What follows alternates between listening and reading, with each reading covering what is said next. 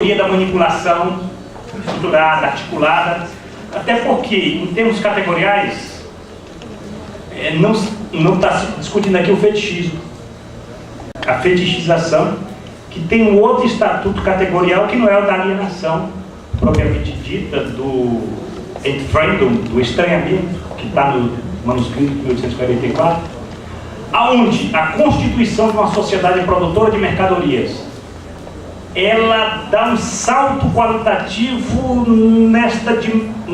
nestas formas de alienação que nós temos que estar desvelando as implicações disso no metabolismo social. Eu acho que nós estamos um pouco no escuro. Nós estamos ouvindo assim, a buzina do trem, mas nós não sabemos se vem por aqui, por lá, por cima, ou se é um trem mesmo. Eu diria que é necessário, é por isso o seguinte, gente, é necessário investigar, refletir, pesquisar. É por isso que esse evento é um evento de pesquisadores, de estudantes, de investigadores, de pessoas que estão formulando, conhecer a produção de outros países, para verificar como é que está sendo feito isso, para trocar experiências, para nós tentarmos entender ainda o que está acontecendo com o capitalismo mundial. Porque nós ainda estamos muito com aqueles sinais do capitalismo do século XIX, do capitalismo do pós-guerra. E eu parto do seguinte princípio, a minha posição é o seguinte, aí é a controvérsia, é claro, né? Mas, da crise dos 70 para cá, você tem mudanças qualitativamente novas, principalmente no metabolismo social. Apesar de se ter a dinâmica da acumulação, mas a questão que se coloca é o impacto disso no metabolismo social. E é por isso que a questão colocada pelo César sobre as formas alienantes é um desafio. Eu não tenho pretensão nenhuma de tentar estar esgotando. A minha função talvez seria, vamos estudar, vamos criticar, não vamos ler de forma muito perene as coisas, né? Para tentarmos buscar categorias para lidar com isso, até porque a nossa luta é com as palavras. A gente às vezes pensa que as palavras estão do nosso lado, de forma não estão. Isso que a Mara colocou, a questão da formação, educação. Aí eu fico me pensando, poxa, eu falei em formação, mas para mim a formação ela tem um sentido de positividade. Se você não forma no sentido de positividade, não é formação, é uma deformação, é um adestramento, tal. Então quer dizer, a gente tem que lutar contra as palavras, porque a gente vive no fetichismo da instância comunicativa. Isso é a barbárie social, gente. Vocês sabem que a barbárie social é só um elemento descritivo, moral Não, é um elemento que vai desefetivando a capacidade do indivíduo se relacionar com a realidade. Isso explica a questão da drogatificação, explica a questão dos delírios que perpassam as individualidades. E nós tratamos disso. O sindicato está preocupado, por exemplo, com as angústias dos trabalhadores que estão tomando drogas muitas vezes para enfrentar o estresse. As escolas estão preocupadas com as angústias e as faltas de perspectiva dos alunos, que muitas vezes, e dos professores que estão vivendo, aliás, é uma categoria que está numa forma de desefetivação, de uma forma impressionante, porque nós lidamos com uma insalubridade em sala de aula, que é o pior tipo de insalubridade, que é do material humano, que nos chega até nós. E aí eu finalizo o seguinte.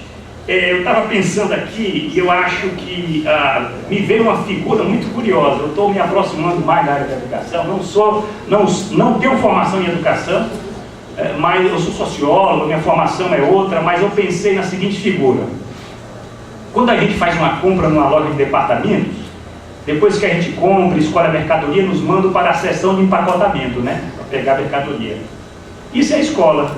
A escola, na verdade, ela não está formando na perspectiva de coisa nenhuma. O que nós fazemos é só empacotar aquilo que está sendo feito lá fora. Alguns professores se recusam a empacotar. Outros até colocam o papel bonitinho e tal, certo? Outro coloca o dedo naquela bolsinha lá, tal. Quer dizer, você tem um empacotamento que nós temos é que agir lá fora, entendeu? É por isso que a escola devia se abrir para as famílias, os pais, para a comunidade, certo? Para as associações, né? Agora, isso aí seria desconstruir desconstruir a instituição. Nós já pensamos disso? Não, a gente está pensando mais lá no plano da instituição. Agora, é difícil, quer dizer, como o sindicato é a mesma coisa. O sindicato está com a mesma dificuldade de lidar com as demandas. Né? Tem que desconstituir os sindicatos, porque se ficar só na instituição sindical, nós vamos para onde? O sindicato está mais conseguindo organizar, organiza a base, aqueles trabalhadores, né? Como já foi colocado aqui muito bem, os trabalhadores estáveis, certo? Mas você tem, de fato, o problema é muito mais radical. E eu finalizaria colocando a questão moral, que não está sendo colocada uma discussão que Agnes Heller, nos anos 70, colocava, via Lukács, a questão da sociologia da vida cotidiana. Gente, formar sujeitos significa formar sujeitos morais. O que é sujeitos morais? Sujeito capaz de escolhas. E o que é capaz de escolhas? Sujeitos imbuídos de valores. Quem é que forma valores hoje na sociedade? Essa é a questão.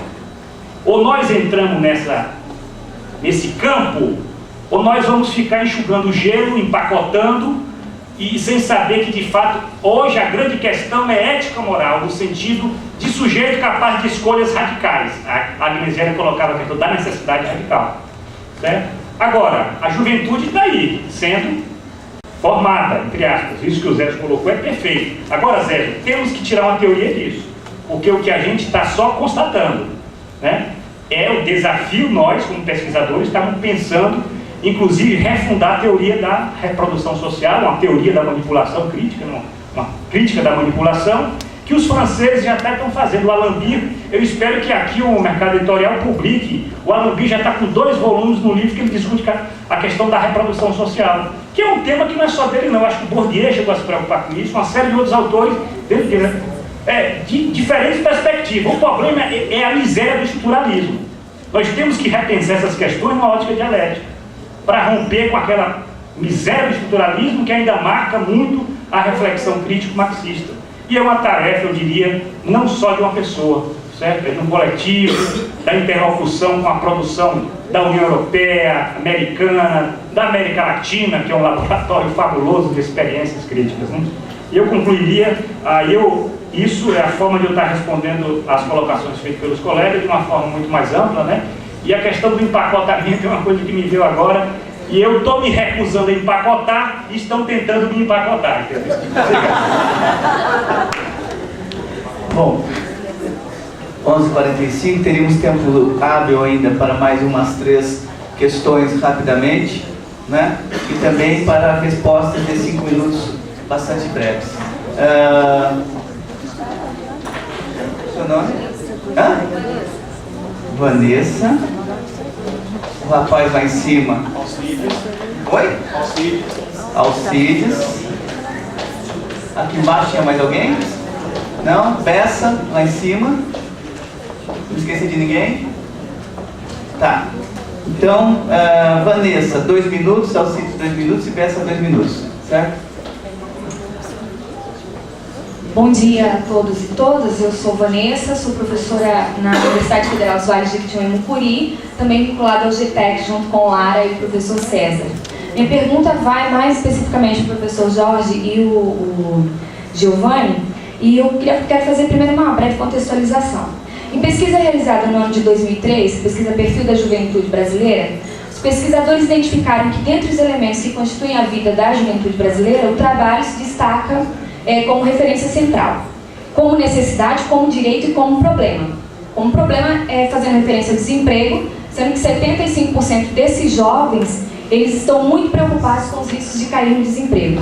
Isso num país em que, dos 34 milhões de jovens de 15 a 24 anos, 36% trabalham, 32% já trabalharam e estão desempregados, 8% procuram trabalho e 24% nunca trabalharam. Mas são preocupações que não são descabidas, né?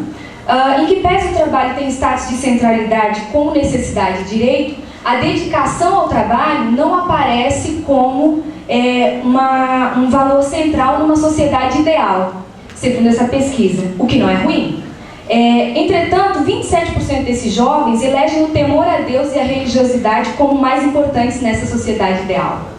Aí, desse ponto, eu remeto a Marx, quando ele exorta que, uma vez denunciada a forma sagrada de autoalienação do homem, é preciso desmascarar a autoalienação nas suas formas não sagradas. E aí também remeto à fala do professor Giovanni, quando ele retoma a questão da abolição da religião, enquanto felicidade ilusória do povo é uma exigência que a felicidade real formula.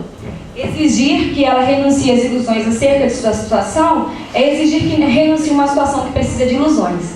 Aí eu pergunto, tendo em vista então essa contextualização que eu fiz, as falas do professor Jorge e do Giovanni, além das exortações de Marx, a essa crítica que é necessária, gostaria que vocês comentassem sobre as perspectivas para essa renúncia que é necessária, como e onde está a crítica. Obrigado. Alcides. Bom, como o tema também aqui se passa a alienação, eu vou remeter até aos manuscritos também, de 44, que nem tudo, segundo a última tradução do Jesus Ranieri, ele afirma, a gente fazendo uma leitura, uma investigação sobre os próprios manuscritos, nós percebemos que nem tudo que a alienação é estranhamento, mas todo estranhamento é forma de alienação. Então, retomando até a fala do professor Giovanni Alves, seria uma categoria que a gente teria que se debruçar sobre essas novas formas de estranhamento, não só do trabalho, mas o estranhamento do ser humano como entre o indivíduo e o gênero humano, entre a universalidade do ser humano e a sua individualidade. Então, essa nova categoria de estranhamento, se estranhamento é alienação, mesma coisa, como que nós deveríamos estar debruçando sobre isso, mesmo porque para nós desvendarmos esse véu, essa fumaça que a gente não estamos conseguindo observar a realidade. Só isso. Obrigado, Alcides. Bess? Posso falar aqui mesmo? Dá para ouvir? A tua voz foi bastante alta. Eu estou ouvindo o pessoal falar sobre a questão da alienação, da educação, essa privatização da educação e como ela está circulando. Eu sou professor de Direito do Trabalho na Universidade Estadual de Londrina. E a minha área, a minha pesquisa é no Direito do Trabalho. E o que me chama a atenção é o seguinte, nós temos duas universidades aqui do lado, eu não as conheço, mas deve ter o curso de Direito lá. Porque o curso de Direito se tornou uma fonte, uma fabriqueta de diplomas, porque é um curso muito barato e gera muito dinheiro. A circulação de valores é muito grande. Você precisa de um professor falando, você precisa de uma biblioteca com livros, papéis, só isso. O que eles estão fazendo no curso? O que estão falando aí? Eles estão transformando agora os livros em cartilhas. Exatamente o que está dizendo aí. Eu conheço colegas que estão dizendo, vou ter que trabalhar com cartilha agora. É absurdo isso. Ou seja, o processo de reflexão que a gente poderia ter está cada vez mais mitigado. E isso é uma preocupação que alguns acadêmicos do direito estão discutindo e estão preocupados com isso. Bom, em cima disso, desse mercadão constituído, dessa discussão da técnica do direito, porque a preocupação passou a ser a tal da técnica. Ninguém discute mais por que existe a lei. Ninguém no curso de direito está discutindo, por exemplo, a questão da justiça, que é mais importante de tudo no curso de direito. A questão de ser justiça, por exemplo. Ficam discutindo processo, tá ok? E como é que eles vão fazer para ganhar dinheiro? A preocupação do acadêmico é essa. Ou seja, não existe um processo de reflexão e, consequentemente, o sujeito entra alienado e sai alienado. Ele não vai discutir por que existe lei, quais as consequências. E aí, eu acho que até a razão, em cima do que está sendo contextualizado aí, talvez a minha preocupação, minha reflexão, essa que eu estou fazendo aqui agora em 2 minutos, rapidamente. A sociologia é uma fonte para o direito, porque o direito precisa da sociologia. Quando a gente estuda ciência do direito, a gente tem essa preocupação. Inclusive, o objeto da sociologia é tão preocupante, tão difícil de ser localizado quanto é o objeto do direito. Nós temos essa coincidência desses dois conhecimentos, na sociologia e no direito. Mas nós precisamos beber na fonte da sociologia. E eu não vejo a preocupação, com todo respeito, da sociologia jurídica na discussão do sociólogo. E é uma fonte que a gente precisa. Lá no direito, a gente não tem o sociólogo que queira discutir. O meu campo é a sociologia jurídica. Em Londrina, Giovanni, tá ok? Eu conheço que discute isso, que é o professor César Bueno, que tem essa preocupação de vir discutir a questão da sociologia jurídica. Os manuais de direito voltados para a sociologia jurídica são escritos por juristas, não são escritos por sociólogos. Né? Então eu sinto, em relação ao curso de direito, quando a gente vê o viés da sociologia para o direito, né, um processo assim, sabe, de, eu vou dizer, banalização, assim. Não há o interesse, não há o interesse. E sinceramente, o direito é muito interessante para a sociologia. É muito interessante. Eu acho que essa é a minha preocupação, essa é a minha indagação. Né? Será que não tem que se discutir um pouco também dentro da academia, tá, okay? Dentro da universidade, que apesar de todas as críticas, eu acho que é um polo aglutinador de pensamento, em que a gente romper pelo pensamento, né, essas condições que estão estabelecidas aí pelo capital. Será que discutir a sociologia também dentro do campo do direito não é necessário? Eu sinto falta disso e falta desse contato. Conclui? Obrigado, Bessa. Inverter a ordem agora, começa pelo Giovanni, depois pelo Claudinei, e a gente encerra com o Jorge. E eu tenho a impressão que, dado o avançar da hora, seria bom que no final da fala de cada um já fizesse as despedidas, os tchauz necessários. Tá? Tchau. Bom, gente, é o seguinte, tem diferenças entre esse a minha percepção da coisa. Tem diferença entre teoria da alienação. Quando eu falo alienação é Entfremdung, em alemão a alienação, não é Entäußerung, que é o sentido de objetivação ou alienação que o Jesus Ranieri utiliza, né, naquele livro dele. É por isso que o título do livro, eu já discordo do título do livro, Alienação e Estranhamento, para mim que cria uma confusão na cabeça das pessoas, até porque na língua portuguesa alienação tem um sentido negativo. Então, mas eu não vou entrar nessa discussão aqui, que isso é coisa de sala de aula, de grupo de estudo, é uma névoa densa de discussão, que é interessantíssima para nós estarmos até avançando na nossa percepção categorial. Agora, há diferença sim entre uma teoria da alienação e uma teoria do fetichismo. Mais uma vez eu coloco